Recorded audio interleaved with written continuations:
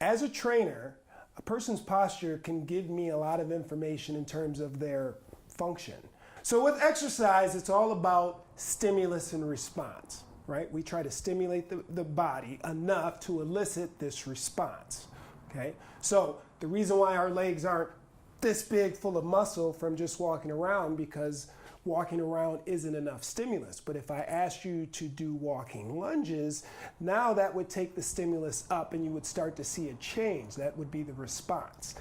It is the same way in the workspace. If you are a surgeon and you are bending over someone's body and you're doing that for extended periods of time, that's the stimulus. And typically what we find is a person's body will respond to said stimulus, trying to get as comfortable as they can in that position, to the point where when they come out of that position, the body is somewhat fighting against itself. And so when I first met Julie, that was one of the things that I noticed right away during the assessment. The good thing is that you can reverse that. Again, if I can stimulate her body in the opposite direction, then we started to see some success in terms of discomfort in her shoulders and neck. What we're going to do today is kind of give you a look behind the veil of what some of those exercises are. And if you do these exercises daily, you will start to see a change in your comfort level at work. So the method that I like to use here at the Sustainable Surgeon Project is to, when a person is stuck in this forward shouldered position due to their occupation, it's because you have certain muscles that are overactive and certain muscles that are underactive. So in this case, it would be the muscles of your chest and shoulders. Now those muscles are pulling you forward, so those would be the overactive muscles. The ones in the back that are supposed to be responsible for pulling your shoulders back are operating at a longer length, right? So the way or the method that we use here is we want to get the muscles that are overactive to relax. So the pass-throughs, as I will show you shortly, will help get these muscles to sort of relax.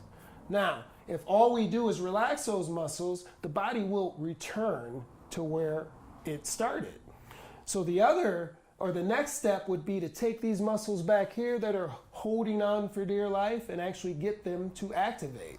So once we relax your chest muscles, then we want to do some movements to get those posterior muscles of the back, upper back, to work. And later we'll be demonstrating those exercises as well. Now once we get the agonist to relax and the antagonist to strengthen, then we will do a couple of movements to integrate the movement so that it sticks. The pass-through. You just need a PVC pipe. You're going to grab that PVC pipe. You're going to get your feet just outside of shoulder width apart. You want to engage your glutes. Draw your belly button in towards the spine. Now, you're going to maintain that feeling in your core. You're going to try to keep your arms straight as you raise this bar above your head and behind your back.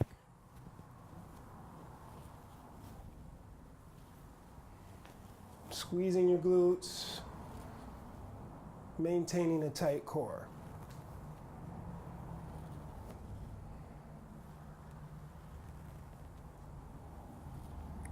And it's a good idea to try to do 10 to 15 of these. Now, if that is easy, you want to choke up or get your fist closer.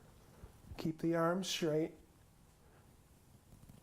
Come back. You're trying to get all of the mobility from your shoulders and not your core, right? We're trying to just move the shoulders.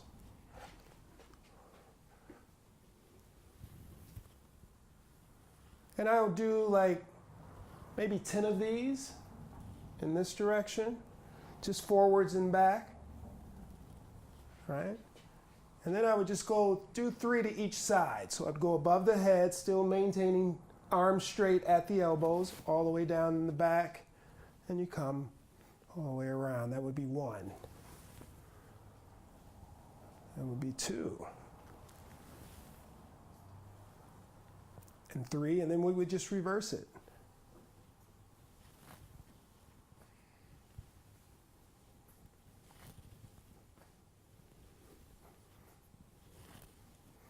and that's the pass-through. Now, the reason for the pass-through is, again, if I'm a surgeon and I am bent over, shoulders are forward.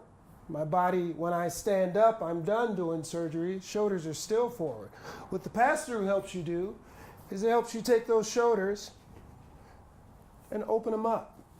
It's the opposite. Now, if you've been performing surgery for an extended number of years like Dr. Chavez had been doing, then when you first start, you're probably going to have your arms way out here. And it's going to be very difficult for you because your body has already started to form into that shoulder forward, elbow up position. So this is going to be difficult, but it will improve. The pass-through. So the first thing we're going to do is going to grab a set of 3-pound weights, right? You don't want to go too heavy with this because typically we're stronger in the front of our body than we are in our upper back. And we want to make sure that we get the mechanics of the movement. The mechanics of the movement is going to be the priority. So let's just use a lighter weight. So Julie's got 2 3-pound weights here, and we're going to start with the Ys, right? And the reason why we call this exercise a Y is because you actually make a Y with your body, right? Except you're going to do that Y while you're folded in half. So what I'm going to have Julie do is get her feet about, let's go maybe 2 inches apart. So go ahead and move them in closer together. All right. She's going to stand up nice and tall. She's going to draw her belly button into her spine, and then she's going to squeeze her glutes. Now, Julie's going to go ahead and fold herself in half at the hips, and the way she's going to do that is she's going to pull her hips back. All right. There's going to be a slight bend in her knees. She's going to make a V with the weights down here. Now, with keeping her spine in line and the weight on the heels, she's just going to raise those weights up and make her V. Nice, and then back down, all right? And raise again, breathing out, and then she's gonna breathe in on the way down. And raise again, nice. And what you really wanna focus on in this move is just to make sure that the only thing is moving is her arms. She's trying to lock everything in place. She's gonna do about 3 more of these. Nice. You want to hold it at the top just for a second to make sure that you own the movement. Good job, Julie. How'd that feel? Good. So. All right. So, yep, shoot those hips back. Now you're going to do a slight bend in the knees, all right? All the weight is on the heels. You're making your V, and you're just going to extend up. Nice. Good job. Now don't go too wide on your V or your Y. There you go. Good job. 1 more. And you just hold it up there for a second and own the movement. All right, that's good. Okay, so now we're going to do some T's. And in terms of your body, the setup's the same. The difference is instead of making a Y with your body, you're actually going to make a T, but you're still going to be folded in half. So you remember how we do these? So same foot position, right? You're going to send those hips back as you fold yourself in half. And then the most important piece of this is making sure that she comes straight out to the side. So Julie, you're just going to raise out to the side, and you're going to hold it for half a second to own the movement, and then come back down. Nice. Good job. Just keep going with that. We got about 4 more of these. Now the tendency is for people to raise to the back because we're kind of stronger, lower in the back when you're extending the arms off to the side. But Julie's been doing this for a while, so she's being very careful to just raise the arms out to the side, and that is perfect. You got 1 more, 1 more. Hold it up there. Bam. Good job. All right. How's that? Good. Good? Yeah. All right. Good. Side view. So squeeze the butt, draw the belly button in as tight as you can. Now remember, when you go down, you're going to shoot those hips back to where all the weight is in your heels. You're trying to create a straight line from your head to your hips, and then you're just going to go straight out to the side. Perfect. 3, 2, making sure that you're going straight out to the side. 1, and done. Good job. All right. Those are the T's. Okay. Good. T. All right, so now we're going to roll these are into hard. the W's. Julie's favorite movement, right?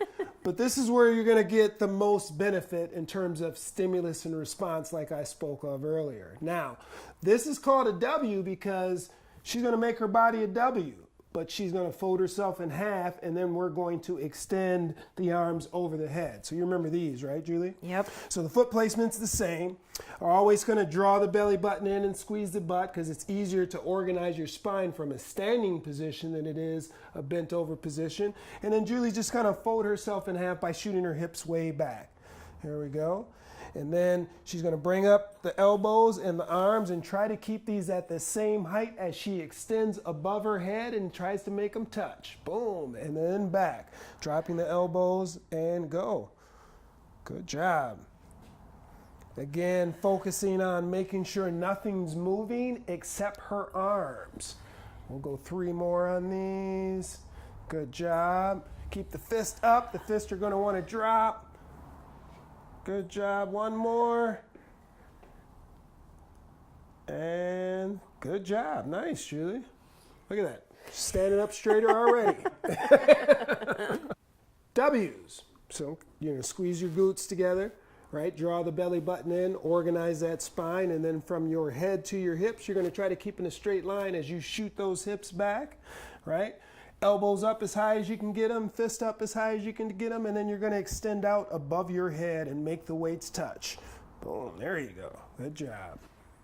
Keeping those shoulder blades nice and pinched, coming way down with the elbows, focusing on moving nothing but her arms. It's going to integrate the movement. Good job, Julie. We'll go 1 more for the money. And rest it. Good job. All right. Those are the W's.